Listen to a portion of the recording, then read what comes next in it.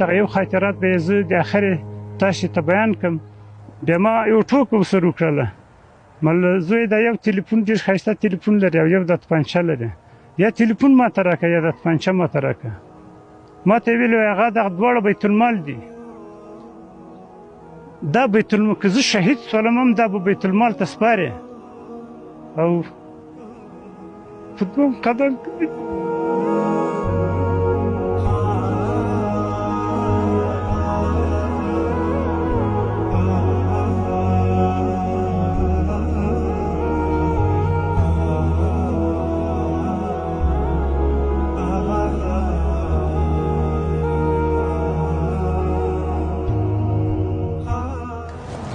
نو هغه د اخره خاطره وه.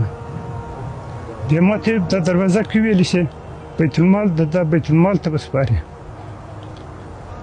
او ما هغه بېرته مولوي صاحب ته وسپارل. مولوي صاحب ته ورته مې ویلې چې دا به شعر څوک مسؤل وي.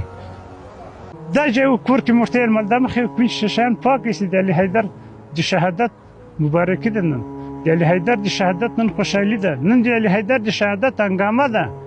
نن د علي حیدر د شهادت په کور کې برکت ده. خو د په دې ټوکو ټکره باندې مې په دې کور کې خبره خپره کړله. وایي چې شي وکړم البته لاړ شي خو یا به شهیدان یا به زخمیان وي. خو دغه قصه واقع به موږ په کور ته خو همیشه راغلي ده. موږ تاسو خو سره عادت یو. ټول افغانستان خلک سره عادت نه یو د موږ کور.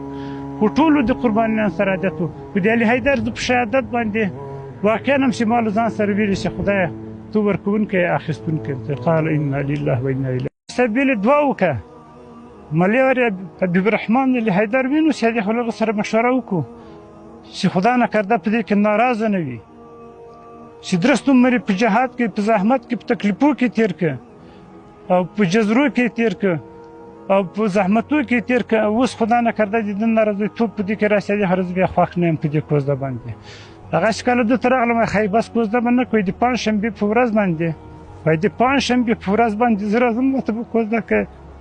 د پنجشنبې په ورځ د ده د جنازې مراسمه ده.